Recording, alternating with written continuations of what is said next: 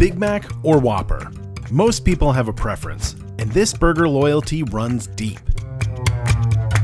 The decades-long rivalry between McDonald's and Burger King helped give rise to the term burger wars.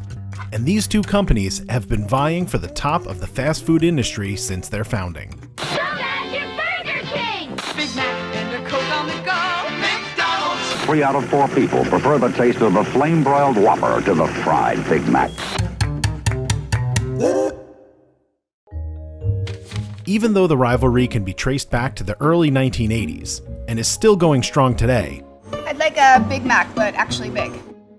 McDonald's has held the #1 revenue spot in the burger and fries industry for decades, I'm loving it. with Burger King trailing according to QSR magazine. Mickey D's revenue in 2020 was $5.31 billion, while BK pulled in $1.6 billion.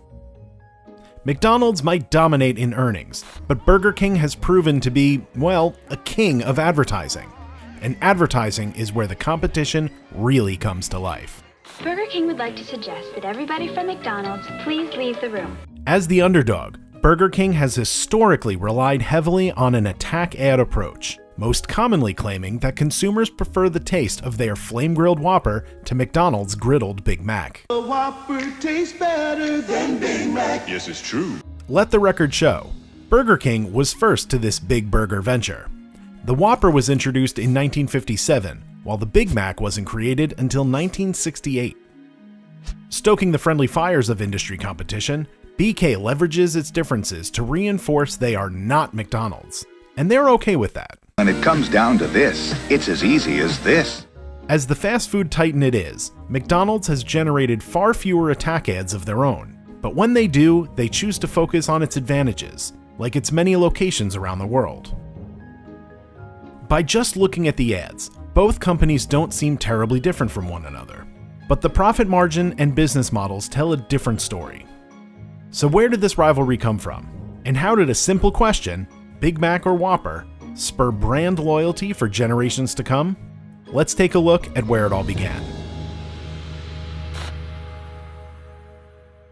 McDonald's was founded in 1948 in San Bernardino, California by Richard and Maurice McDonald. The restaurant served up a limited menu, priding itself on fast service. In 1955, salesman Ray Kroc was impressed with the operation and positioned himself to franchise the restaurant, jump-starting the McDonald's empire we know today. Kroc acquired the rights to the company for $2.7 million in 1961. A steal considering the company today is valued at $46.1 billion. McDonald's stands as the largest restaurant chain in the world, and the Golden Arches can be seen at over 38,000 locations worldwide. Meanwhile, on the other side of the country, Burger King was finding its footing under the name Insta Burger King. In 1954, franchisees David Edgerton and James McLemore stepped in, dropped Insta, and set up shop in Miami. The restaurant struggled during the early years, but was brought back to life after the creation of a massive flame-broiled burger with all the fixins. The Whopper. Burger King is valued at $8.2 billion, and the home of the Whopper has over 18,000 locations globally. Over the decades, McDonald's has found success in branching out from the classic items and expanding their menu, sometimes trying to serve up too many items with a menu that has only grown through the years, leading to longer wait times and unhappy customers. Realizing this, in 2015, McDonald's made operational changes, including improving food quality and streamlining operations while reducing its menu selection. And while McDonald's has pushed a wholesome family image, it's had its share of bad press. Despite it all, McDonald's has sat comfortably at #1, though not to say Burger King hasn't tried to win the throne. While unable to achieve a similar broad menu success, Burger King has instead focused on basics and customer service to keep wait times down. Oh, and have we mentioned their award-winning advertising? I know a perfect way to show McDonald's how I feel. I go to Burger King.